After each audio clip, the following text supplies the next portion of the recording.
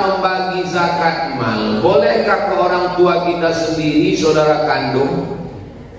Tidak boleh memberikan zakat kepada orang yang wajib dinafkahi. Istri, sayang, ini belanja kita sekaligus zakat awal. Tidak boleh memberikan zakat kepada orang yang wajib dinafkahi. Ananda kuliah di Jogja, ya, kiriman papa udah sampai, sudah pak, itu sekaligus zakat ya. Siapa yang wajib kita nafkahi? Istri, anak, orang tua. Mertua itu sama dengan orang tua, itu nggak boleh dikasih zakat. Terus saudara kandung boleh diberi zakat, tapi waktu ngasih ya nggak perlu pakai akad juga. Aku serahkan zakat ini kepada karena kau termasuk salah satu dari asnaf fakir miskin.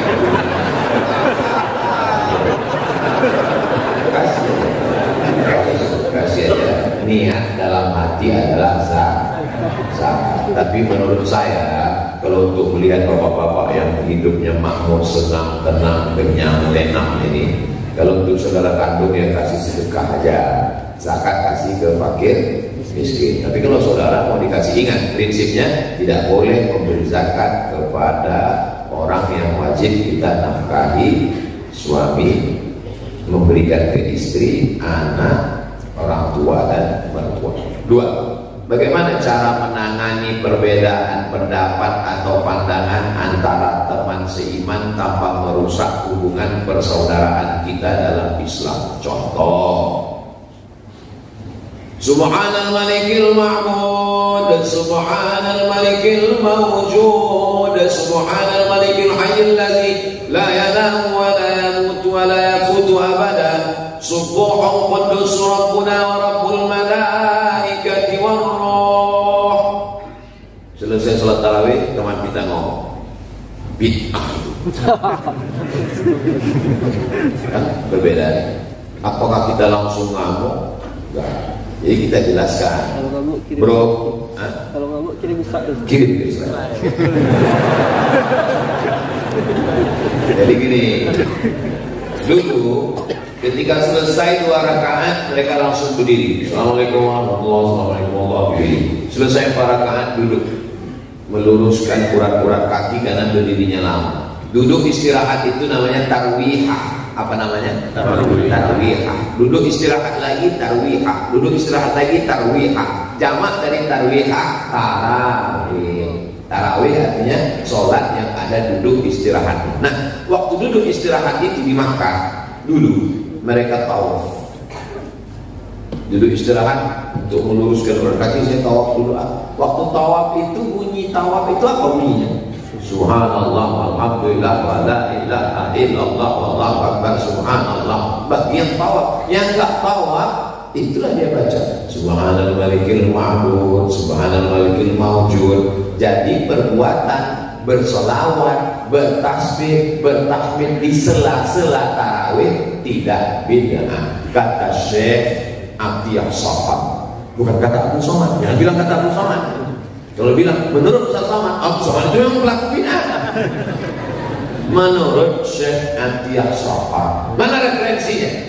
Nama kitabnya Fatawa Al-Azhar, kumpulan fatwa-fatwa dari ulama Al-Azhar. Itu salah satu contoh kalau kita berbeda pendapat. Sebenarnya berbeda pendapat ini tidak pernah terlalu masalah. Berbeda pendapat ini, yang masalah itu berbeda pendapatan. Usalli fardhu subhi raka'ataini. Yang satu usolli, menunjukkan identitas usolli.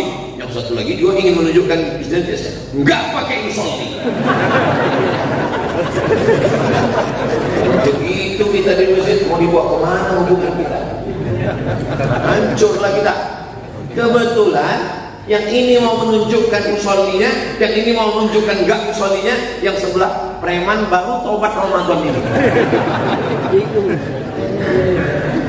Ya heran, kusangka waktu aku mabuk-mabuk dulu, kusangka kalian aman di dalamnya. Ternyata lebih solid kami di luar. Akhirnya dia gagal, aku batalkan aja lah hijrah. Aku udah mabuk lagi, nengok kan lebih mabuk aku lagi. Jadi kita tinggal jelaskan.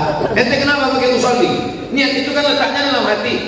Bukakan dia kita fikih 4 mazhab. Nih, menurut mazhab Maliki, melafazkan niat usolli itu laisa bimasyru', tidak disyariatkan. Menurut mazhab Hambali, mengucapkan usolli itu adalah tidak sunnah.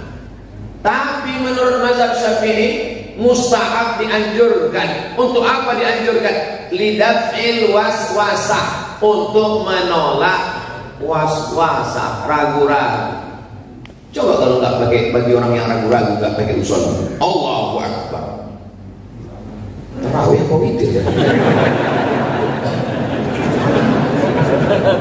Apalagi di beberapa tempat yang nggak pakai komando, nggak pakai komandan, itu banyak jamaah tuh nggak tahu udah sholat apa. Dia lupa ada berapa rakaat. Saya kok salah.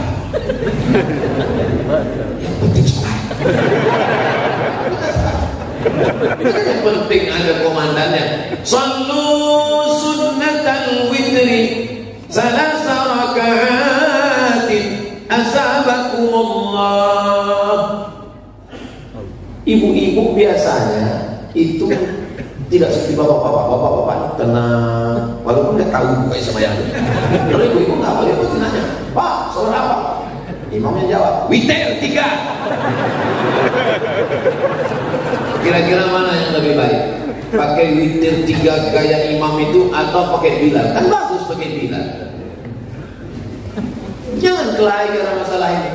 Ini masalah. Tapi kalau ada orang mengatakan sholat zuhur cukup dengan pejam mata, bayangkan itu sudah keluar dari sunnah wal jamaah. Ada pun masalah bismillah sir jahar, masalah 21 witir atau 3 rakaat 1 salam, masalah subhanallah malikil ma'bud. Tapi memang kita ini selalu mempermasalahkan yang tak masalah, yang benar-benar masalah malah tidak dianggap masalah.